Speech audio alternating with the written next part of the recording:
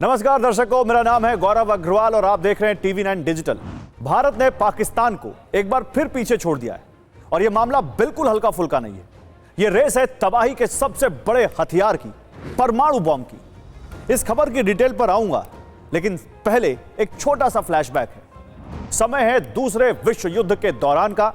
Japan के Hiroshima और Nagasaki में एटम बम से हुई तबाही के बारे में पढ़कर आज भी दिल दहल उठता है। अमेरिकी परमाणु बम फैटमैन और लिटिल बॉय ने ऐसी तबाही मचाई कि पूरे के पूरे शहर दोनों नेस्तनाबूद हो गए। लाखों लोग मारे गए। जो जिंदा बचे वो बीमारियों से जूझते रहे।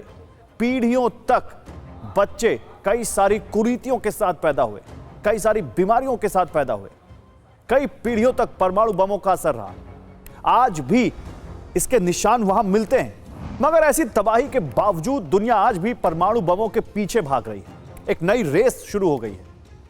हालांकि परमाणु बमों की संख्या कम रखने को लेकर दुनिया में कई संधियां भी हुई हैं। भारत भी परमाणु ताकत होने के बावजूद शांति के रास्ते का समर्थक है, मगर जब आपका पड़ोसी पाकिस्तान हो तो फिर केवल शांति के रास्ते से बात नहीं बनती। ताकतवर बनना आपकी मजबूरी बन जाती है।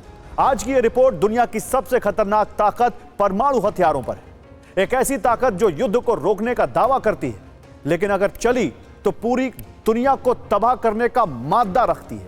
Stockholm international peace research institute यानी सीपरी ने अपनी 2025 की वार्षिक रिपोर्ट जारी की है, जिसमें जनवरी 2025 तक दुनिया के परमाणु शस्त्रागारों की पूरी तस्वीर सामने आई है। इस रिपोर्ट में भारत, पाकिस्तान, चीन और दुनिया की महाशक्तियों रूस और अमेरिका सबके परमाणु इरादों की झलक मिलती है। तो सवाल यह है कि कौन कितना ताकतवर है, भारत की रणनीति में क्या बदलाव आया है और क्या दुनिया एक नए परमाणु दौर की ओर बढ़ रही है।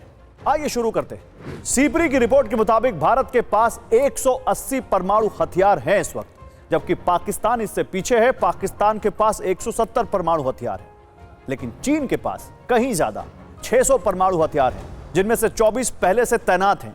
यानी साफ है भारत और पाकिस्तान लगभग बराबरी पर हैं, लेकिन चीन इस दौड़ में काफी आगे निकल चुका है। हालांकि परमाणु ताकत सिर्फ संख्या से नहीं मापी जाती।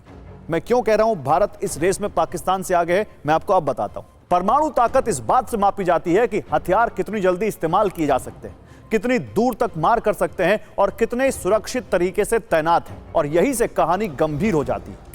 पाकिस्तान के परमाणु हथियारों पर किस तरह से चिंताएं जताई गई हैं लगातार समय समय पर, हम सबको मालूम है।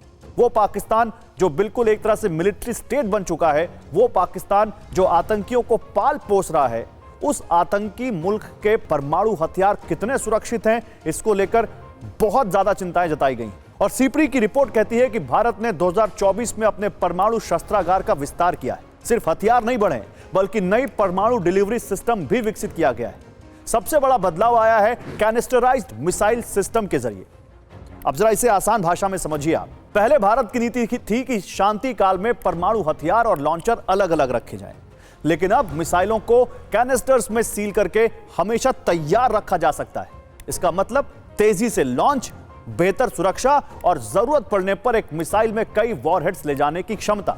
यानी भारत अपनी परमाणु प्रतिक्रिया क्षमता काफी तेज और भरोसेमंद बना रहा है, और यहीं पर उसको पाकिस्तान से एज मिलता है।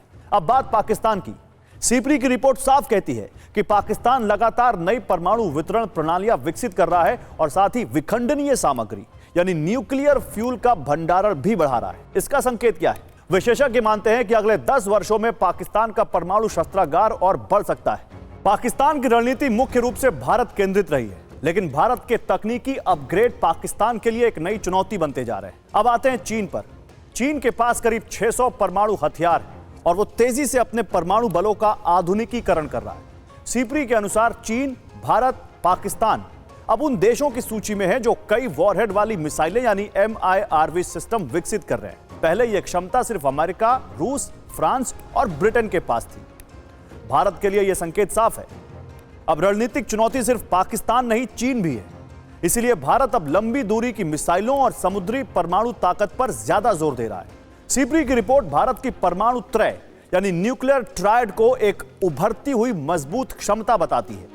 भारत के पास विमान से गिराए जाने वाले परमाणु हथियार यानी फाइटर जेट से, भूमि आधारित यानी जमीन से चलाई जाने वाली बैलिस्टिक मिसाइलें और परमाणु पनडुब्बियां यानी समंदर के अंदर से, तीनों हैं। समुद्र में लगातार गश्त करती परमाणु पनडुब्बियां भारत को सेकेंड स्ट्राइक कैपेबिलिटी देती हैं। यानी अगर भारत पर पहला परमाणु हमला होता है तो भी भारत जवाब देने की ताकत रखता है, उसकी यह ताकत बनी रहती है। हालिया रणनीति की बात करें तो समुद्री गश्त और मिसाइल वॉरहेड को जोड़कर रखना इस ओर इशारा करता है कि भारत अब परमाणु तत्परता को नई परिभाषा दे रहा है। अब नजर डालते हैं पूरी दुनिया पर।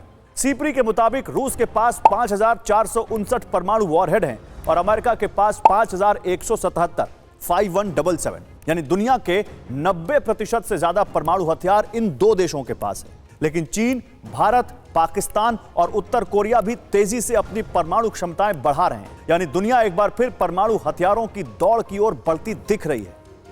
सीपरी की एक और बड़ी रिपोर्ट यह कहती है कि 2020 से 2024 के बीच 162 देशों ने हथियार आयात किए हैं और टॉप 5 आयातक देश आपको बताऊं, ये हैं यूक्रेन, भारत, कतर, सऊदी अरब और पाकिस्तान।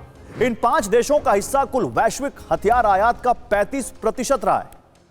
भारत की रणनीति साफ है, एक तरफ आत्मनिर्भरता, दूसरी तरफ रणनीतिक जरूरतों के लिए हथियारों का आयात।